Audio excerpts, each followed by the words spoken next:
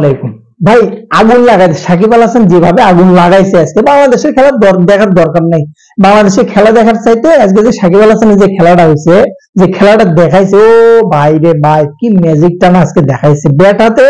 যখন দলের কঠিন অবস্থা, যখন খারাপ অবস্থা, সেই সিচুয়েশনে যেটা রান টার্গেট 120 হচ্ছিল না, সেই সময় 7টা 4 একটা 6 কিন্তু 58 রান। কতদিন পরে যে সাকিব আল হাসান এরকম একটা ইনিংস খেললো, মানে এত এভাবে কামব্যাক করা। তারপরে কিন্তু ফিতে মুখে নিয়ে কিন্তু সে খেলছে, কারণ তার চোখের প্রবলেম এখনো কিন্তু যায় নাই। তারপরে এই যে দুর্দান্ত লেভেলের তার কাছে একটা ইনিংস দেখার মতো। এটা গেল তো ব্যাটিং, একটু ওয়েট করেন বোলিং এ আসি। বোলিং এর স্পেল যদি আপনি দেখেন, মনে হচ্ছিল দুবাই ক্যাপিটাল মানে একাই সাকিব টিপ্পর আজকে দেখা যায় পুরোপুরি। 4 ওভার বল করে একটা মেডেন দিয়ে আপনি চিন্তা করে দেখেন, 13 রান দিয়ে 4টা উইকেট। 5টা উইকেটই হতো, উইকেটটা নো বল চেক করেছিল, নো বলের কারণে উইকেটটা কিন্তু পায়নি। 5টা উইকেটে কিন্তু পাইতো আজকে।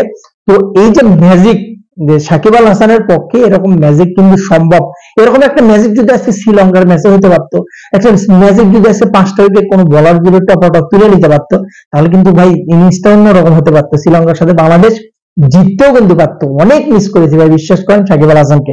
বাংলাদেশের খেলা বাদ দিয়ে সাকিবের খেলতে হবে। গ্লোবাল সুপার লিগে আজকে প্রথম ম্যাচে কিন্তু মুখোমুখি হয়েছিল দুবাই ক্যাপিটাল এবং সেন্ট্রাল স্ট্যাক্স, যেখানে কিন্তু আজকে প্রথম ম্যাচ, আজকে আবার দ্বিতীয় ম্যাচ আছে। অর্থাৎ আজকে বলতে বাংলাদেশের এই 12টার শীর্ষ হয়ে গেলে আর কি, ভোরের দিকে কিন্তু আজকে আবার রংপুরে খেলা আছে। সো আজকে কিন্তু ভাই বিশ্বাস করেন সাকিবের যে পারফরমেন্সটা, যেটা তার ক্যারিয়ারের জন্য অনেকদিন পর, এবং যদি আপনি ক্লাব পর্যায়ে খেলার জন্য তার দরকার ছিল, কারণ পিএসএল এ ওরকম ভাবে নিজেকে মেলে ধরতে পারেনি, অনেকদিন যাবত নিজেকে খুঁজছিলেন।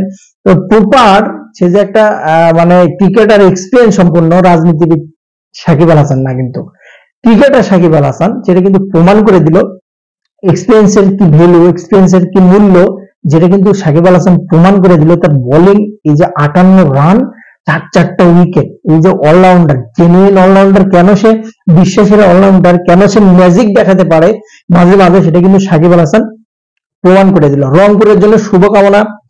রংপুরের জন্য প্রথম ম্যাচ আছে, শুভকামনা। তবে সাকিবের জন্য স্পেশালি মন থেকে অনেক অনেক কনগ্রাচুলেশন। পুরো টুর্নামেন্টটা ভালোভাবে শেষ করুক।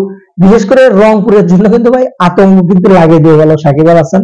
কথাটা মনে রাখেন, মাথায় রাখেন। আজকে যে খেলাটা দিয়েছে, যে পারফরমেন্স করেছে, আর যে স্লো পিচ, ওইসব পিচে যদি ঠিকঠাক ভাবে সাকিব আল হাসান কাজ করতে পারে, এক ম্যাচ না শুধু, তার ঝুলিতে যে এক্সপিরিয়েন্স আছে, যদি কাজ করতে পারে, যে কোনো টিমের জন্য কিন্তু ভয়ানক হয়ে দাঁড়াবে সাকিব আল হাসান। মনে রাখেন সামনে রংপুরের সাথেও খেলা আছে।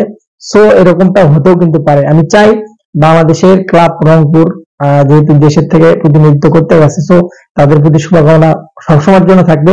এবং ব্যক্তিগতভাবে পার্সোনালি মনে করি, যেটা যে ব্যক্তি সাকিবকে অবশ্যই পারফরমেন্স করে তার সেই কামব্যাক করা, সেই সাকিবকে দেখার জন্য সবাই কিন্তু অধীর আগ্রহে, তার কিন্তু পুরোপুরি কিন্তু আজকে পূরণ করে দিয়েছে Shakib Al Hasan. Best of luck. সালাম আলাইকুম।